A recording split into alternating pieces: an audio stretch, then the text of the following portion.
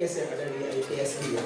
Jadi mungkin yang terbayang awalnya banyak dinamika dari yang tadinya kita pakai SWOT, fishbone analysis dan seterusnya. Ternyata at the end of discussion CEO kita menyatakan bahwa ini ternyata ada force fit analysis yang kita bisa gunakan untuk pendekatan permasalahan ITSB.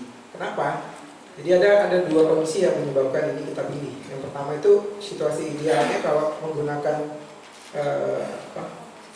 pemappingan atau bahasa kita tuh tadi yang gue bilang pemetaan ya, mapping terhadap kondisi itu ada kondisi apa aja. Jadi kita lihat pertama ada perencanaan perubahan tadi dari ITSB sebelumnya yang belum dikelola oleh Sinarmas kemudian diambil alih terus dan seterusnya. Tadi sudah the rest of we have already heard. Kemudian ada identifikasi, banyak tadi ada hambatan, dukungan dan seterusnya. Lalu kompleks banget tadi Pak Faisal menjelaskan ya keputusan yang diambil itu dampaknya kemana-mana. Nah, ini juga situasi yang mendukung kita untuk menetapkan bahwa ini pakai pendekatan force fit analysis. Kemudian adanya penilaian risiko dan manajemen project yang memang ya harus dinilai dengan baik. Lalu ada evaluasi untuk apakah perubahan ini bagi organisasi siap. The key word is the change. Perubahan terhadap organisasi yang terjadi di ITSB. That's why we decide kita memilih force fit analysis untuk pendekatan ITSB.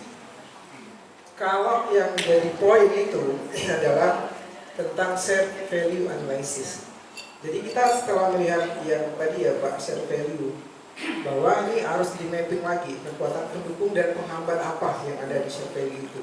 Lalu keputusannya apa terhadap shared value itu, lalu pendekatan holistik yang paling mungkin untuk dilaksanakan, dan peningkatan pemahaman pemangku kepentingan tentang apa itu shared value. Harus semua paham, one tone, dari atas sampai ke bawah, tidak boleh ada tone yang berbeda. Kemudian menentukan the priority of the action from this group ya, the stakeholders lah, internal dan eksternal. Itu harus jadi sesuatu yang menjadi concern kita di ITSB. Nah, beranjak dari case ini, kita memetakan berdasarkan teori force fit analysis, ada pluses dan minusnya Pak. Jadi ada yang forces for change. Ini beberapa item yang bisa mensupport Pak Faisal dan tim mungkin sebagai konsultan ya Bu, kita merekomendasikan hal ini di-define dulu. Jadi apa-apa sih yang sudah dimiliki oleh ITSB, termasuk force resisting change. Ini juga harus tahu, bukan hanya pluses tapi minusnya juga. Ini semua benteng-benteng yang harus dielaborate oleh ITSB, mungkin dibuat benteng baru atau dijadikan benteng bersama. Ada engagement, kita skor 90 karena begitu pentingnya engagement ya untuk bisa dieksekut. Karena kalau nggak engage tadi Bapak udah cerita ditelepon lagi di mana gitu ya, padahal ngajar gitu. Itu salah satu indikasi bahwa engagementnya tidak kuat dengan ITSB-nya. Kemudian infrastruktur yang ada kita kasih 100 Pak. Siapa yang nggak kenal kampus ini tadi? Saya juga lihat kampusnya oke banget untuk satu kampus ya, nyaman banget. Nah ini good point. Kemudian set KPI sudah tadi di-define, semua orang punya KPI, tapi mungkin lebih didalami lagi KPI seperti apa. Sudah ada, tapi masih ada 25 skor lagi yang menjadi challenge Pak. Kita kasih range 10 sampai 100. Kemudian profil dosen tadi, Bapak juga termasuk dosen Pak. Kita juga lihat profil Bapak yang baik dan jelasnya qualified jadi dosen.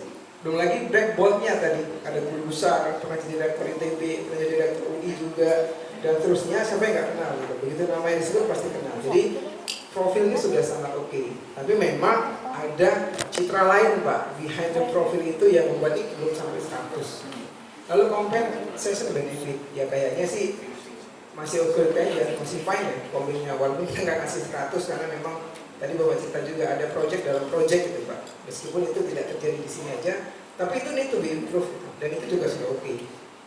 Mereka masih stay gitu dengan ada project itu, dan itu bisa mungkin dapat dampak positif juga bagi ITSB, bahwa dengan adanya orang ITSB di project itu mungkin bisa menambah poin lagi atau value lagi bagi nama ITSB. Kemudian ada yang paling penting holding Sinarmas. Singkatnya gini, mati Sinarmas, mati ITSB. Itu aja.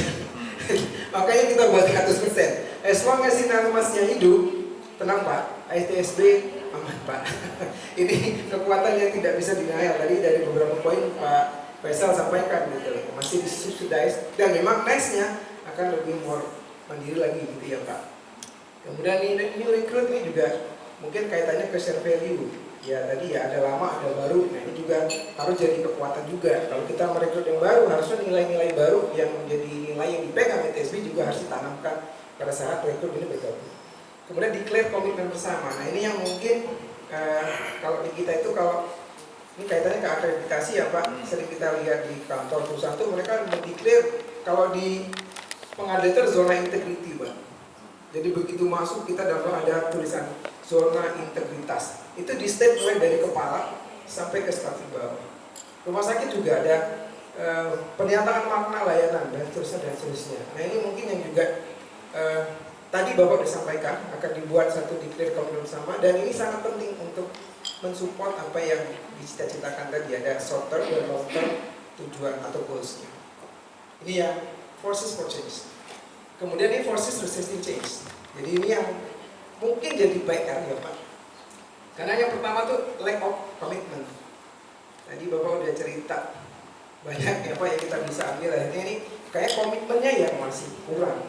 Dan ini sangat berdampak sekali terhadap Renstra Pak. Tadi kalau Pak saya bilang dengan perkembangan ITSB ke masa mendatang. Kemudian ini juga jadi isu Pak, perbedaan komen dosen lama dan baru. Mungkin benar Pak itu untuk menteri. Tadi Bapak sudah jelaskan juga yang membedakan itu adalah ada yang full timer sama yang part timer. Nah, tapi mungkin bisa didefinisikan lagi Pak. Karena itu kalau delivery nggak bagus, jadi arahnya lebih ke kesenjangan. Nah, bagaimana mendeliver kesenjangan itu Pak? Kalau sekarang ini akan jadi sesuatu yang berdampak negatif. Kemudian lack of disiplin. Nah ini juga jadi PR tadi ya Pak. Kalau saya ngajar, tapi nggak ngajar, ngajar proyek ini proyeknya siapa? Proyeknya pribadi. Padahal pintunya mana? Pintunya ITSB. Ini mohon maaf ibarat pasien dari rumah sakit yang dialihkan ke klinik Pak. Rumah sakitnya rugi. Harusnya bisa jadi opportunity bagi rumah sakit. Kemudian lack of integrity. Integritas Pak. Tapi ini juga nggak bisa kita salahkan karena sekali lagi saya akan ke tengah tapi nanti Pak. Ini akan kaitan ke propose change kita. Kemudian lack of trust. Trustnya masih belum terbangun dengan baik. Lalu conflict of interest itu persoalan. Nah ini yang membuat kita tim dari Second Change untuk mempropose satu change terhadap dua kondisi ini Pak. Apa? Yaitu define and implementing the shared value regard to we are one and live by integrity. Tadi Bapak belum jelaskan what is we are one and what is live by integrity. Nah, ini yang kita minta nanti di sini berdasarkan diskusi kita bahwa ini harus didefine kembali. Apa itu yang dimaksud dengan we are one? Apa itu yang dimaksud dengan live by integrity? Dan tolong diimplementasikan sesuai itu. Sehingga yang tadi, yang ini lack of discipline, integrity, trust, konflik, ini mungkin bisa tersolusikan dengan adanya definisi dan implementasi yang clear enough dengan definisi yang dimaksud dalam we are one and live by integrity. Karena tadi kita belum lihat apa itu we are one, apa itu live by integrity. Ya tadi kita bilang aja cara memilih aja dengan menentukan aja banyak variasi Pak. Nah ini juga akan sama.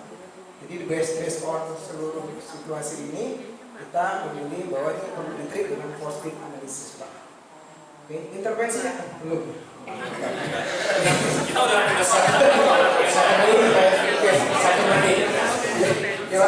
Oke, mungkin itu dari kelompok kami tentang pendekatan yang akan digunakan hasil dari diskusi kita bersama dan arahan Pak CEO.